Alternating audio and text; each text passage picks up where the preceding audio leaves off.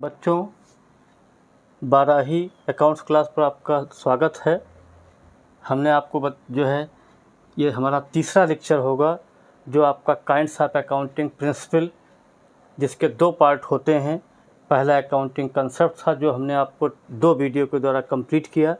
इसमें जो तीसरा पार्ट होता है अकाउंटिंग कन्वेंशंस, जिसके लिए हमने जो ये वीडियो में उन चीज़ों को कवर किया है जो आपके विभिन्न प्रकार के जो है कन्वेंशंस होते हैं। पहला इसमें है full disclosure conventions. Full disclosure convention का मतलब होता है कि मान लीजिए आप कोई बिजनेस कर रहे हैं, ठीक है, तो बिजनेस में जो है कोई भी कस्टमर अगर आपके पास कोई सामान खरीदने के लिए आता है, मान लिया आप टेलीविज़न का बिजनेस कर रहे हैं, ठीक है, कोई कस्टमर आपके पास आता है, आपने उसको वो टेलीविज़न दिखाया जिसमें आपका फ़ायदा था और आपने वो चीज़ें नहीं दिखाई जिसमें कस्टमर का फ़ायदा था। तो अकाउंट फुल डिस्क्लोजर कन्वेंशंस में ये बताया गया है कि अकाउंट रिलेटेड जितनी भी चीज़ें हैं किसी भी ऑर्गेनाइजेशन से रिलेटेड, लेकिन वो जो है किसी कंपनी की ऐसी इन्फॉर्मेशन ना हो जिनके द्वारा जो है कंपनी की गुडविल ख़राब हो जाए या उसकी मार्केट वैल्यू बिगड़ जाए। उन चीज़ों को कस्टमर के सामने प्रेजेंट करना चाहिए जो है सेलर को या बिजनेसमैन को, जो कस्टमर से रिलेटेड होती हैं और जो उसके सेक्रेसी है या बिजनेस रिलेटेड पॉइंट हैं जिनके द्वारा उसकी गुडविल ख़राब हो जाती है, मार्केट वैल्यू ख़राब हो जाती है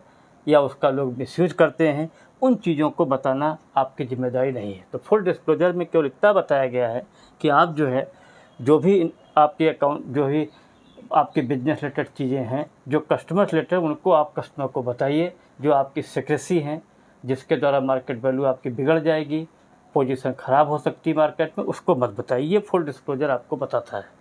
सेकंड पॉइंट होता है कंजर्वेटिव और कंजर्वेटिव, जिसका दूसरा नाम होता है प्रूडेंस कन्वेंशन। प्रूडेंस कन्वेंशन का मतलब क्या होता है, मान लीजिए आप थोड़ी देर के लिए कोई बिजनेस स्टार्ट करते हैं, मान लिया आपने 11th किया, चूँकि 11th से रिलेटेड सब चीज़ें हम आपको बता रहे हैं। मान लिया 11th किया, 12th किया, आपने बीकॉम ग्रेजुएशन कर लिया, MBA कर लिया, उसके बाद आप कोई बिजनेस स्टार्ट कर रहे हैं, ठीक है। तो जब आप बिजनेस स्टार्ट करते हैं, क्या सबसे पहले आप प्रॉफिट को ही बेस बनाते हैं? कोई भी ऑर्गेनाइजेशन जब शुरू किया जाता है तो सबसे पहले उसका मालिक जो है ये पता लगाता है कि उसको लॉसेस कहाँ कहाँ से होंगे, उसको ये पता लगाना पड़ता है उसके लॉसेस कहाँ होंगे। जैसे बिजनेसमैन को सबसे पहले जो है उधार बेचना बंद कर देना चाहिए। मान लिया आप किसी को उधार माल बेचते हैं तो उसमें पैसा डूब जाता है, जिसको हम बैड डेट्स बोलते हैं, जो हमने पिछले वीडियो में कवर किया था।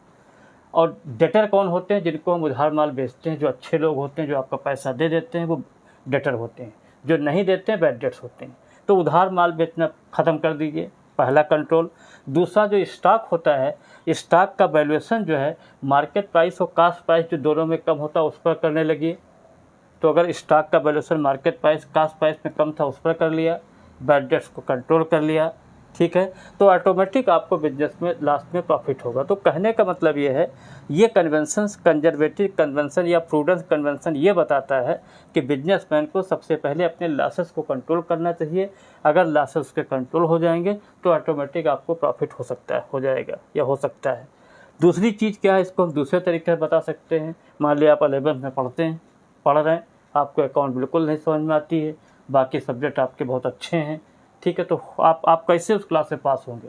अगर आप अकाउंट्स में पढ़ना शुरू कर दें हमारे वीडियो के द्वारा या खुद या टीचर जो बहुत अच्छे आपके यहाँ पढ़ाते हैं उनके द्वारा जो है, तो ऑटोमेटिक कहने का मतलब ये है कि ये हम जो कंजर्वेटिव प्रिंसिपल है वो हमने आपके अकाउंट क्लास से कन्वर्ट जो है क्लियर कर दिया।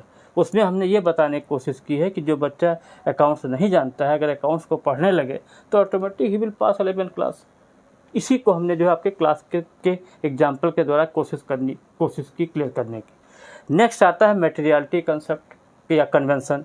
मटेरियलिटी कन्वेंशंस का मतलब क्या होता है? देखिए, बिजनेस में 2 प्रकार की इन्फॉर्मेशन होती है।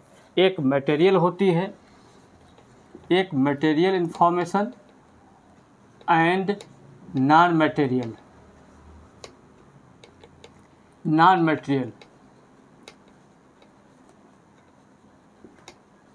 देखिए, 2 प्रकार की इन्फॉर्मेशन आपके बिजनेस में होती है, एक मटेरियल होती है, एक आपकी नॉन मटेरियल होती है।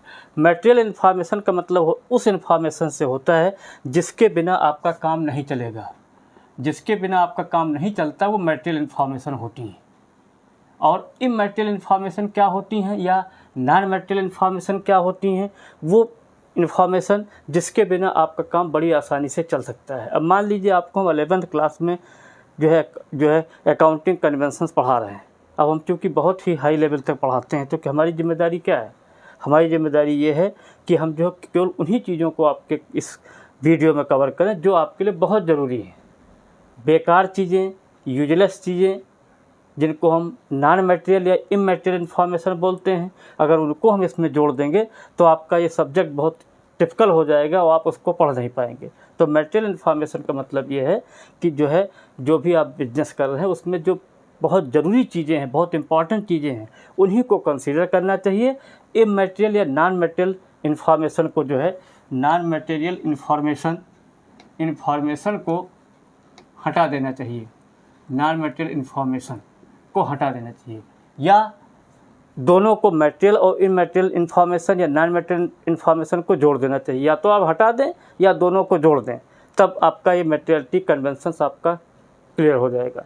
या मटेरियल इन्फॉर्मेशन यही बताया गया है, या तो नॉन मटेरियल इन्फॉर्मेशन को हटाइए या दोनों को मर्ज कर दीजिए।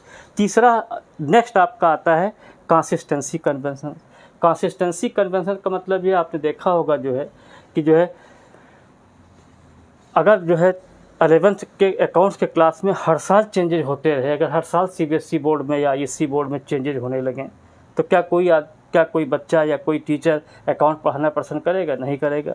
तो कंसिस्टेंसी कन्वेंशन से ये बताया गया है कि अकाउंटिंग के जो रूल्स हैं, रेगुलेशंस हैं, प्रिंसिपल हैं, पोस्टुलेट हैं, उनमें लगातार चेंजेज नहीं होने चाहिए। चेंजेज होने चाहिए एक फिक्स पीरियड के साथ साथ, मतलब एक निश्चित समय की वजह से। आपने देखा होगा CA हो गया या ICMA हो गया, ठीक है, या CS हो गया, इन सब में जो चेंजेज होते हैं 5 साल, 10 साल, 15 साल के बाद होते हैं। तो कंसिस्टेंसी कन्वेंशन का हम बेस्ट एग्जांपल ले सकते हैं। यूपी बोर्ड के बारे में आप लोग जानते हैं। यूपी बोर्ड में जो भी क्वेश्चन आज से 1947 में बुक में दिए थे, आज भी अवेलेबल हैं। मतलब UP board is the best example of consistency convention.